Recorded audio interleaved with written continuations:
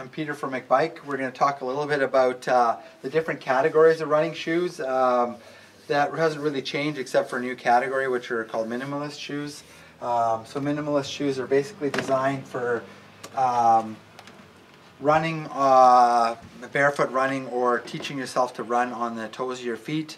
It's kind of the big buzz right now. You've got to be a little bit careful of that because the risk of injury is higher as well. They tend to be very, very light shoes, and the purpose of them is to have not a lot of drop from your heel to your toe, so the rise from your heel to your toe is less, hence getting your weight forward and getting you to land on the toes of your feet. This is the kind of shoe that's recommended for people that are lighter weight, people that are wanting to work on the stride, work on their turnover, but you got to be very careful not to wear them too much on pavement, and don't just jump in cold turkey in this type of shoe. Good for doing track workouts or running drills and that sort of thing as well too.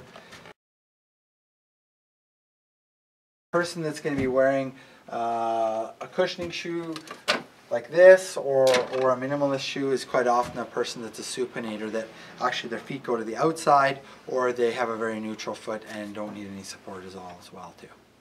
So what neutral means, basically, do your arches collapse at all, or do you not pronate? So basically, if you're looking from somebody in behind, you can see that the arches of their feet aren't collapsing and their knees aren't going to the inside. That's basically a neutral, person that can wear a neutral foot. Best thing to do if you're not sure whether you're that type of if you have those type of feet, is to get yourself assessed by a good quality running store, or go into your physio or a sports therapist, and they can help you with that too, help you pick out shoes.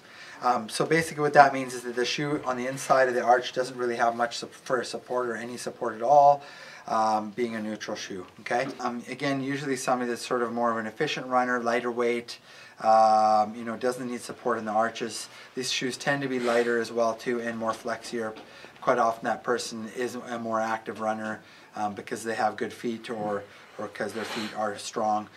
So they're a little bit flexier as well too, so a little bit more efficient running. So the next category we're going to talk about is a stability shoe, and I'll show you how to tell the differences. We're going to grab a Saucony Hurricane, which is a stability shoe.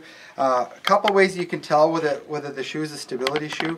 A lot of brands, or even Saucony in the past, on the inside of the shoe, they'll take this area on the inside of your arch, inside of your heel, and they'll make this part of the shoe a denser material.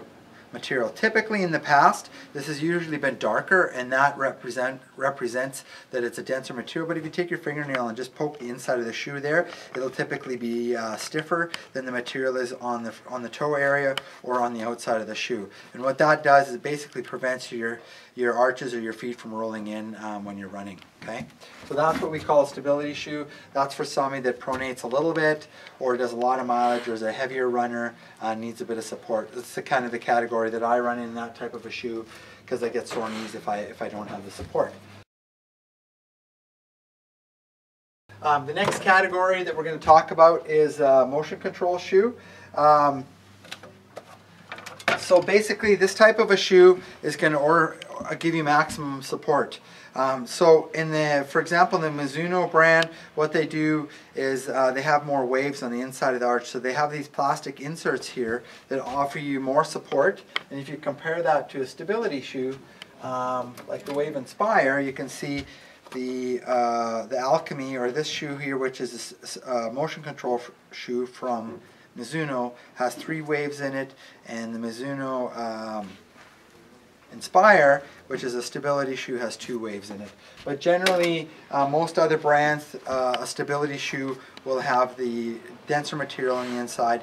Now when you go to the motion control shoe, they will add even more waves, or they will make the material on the inside denser yet. And again, you can take a lot of shoes, like we'll take this, the Brooks Beast. So you can see in the material on the inside of this shoe, it does have the denser material, plus it also has the plastic insert. This is going to be for your fairly heavy runner, or somebody that needs a lot of support. You want to be a little bit careful with this. If you get a new person that's a neutral runner, that doesn't need any support, and you put them in this kind of shoe, they're going to have pain in their arches, and they're not going to get a lot of cushioning out of it, and it's going to be a fairly flat profile shoe, so it's not going to be as efficient. So this is an example of a Mizuno motion control shoe, which is going to offer you lots of support. This is the kind of shoe that I wear from day to day if I'm working in, but still want to have a running shoe because it still gives me a fair bit of cushioning, but gives me lots of arch support in the inside of the arch.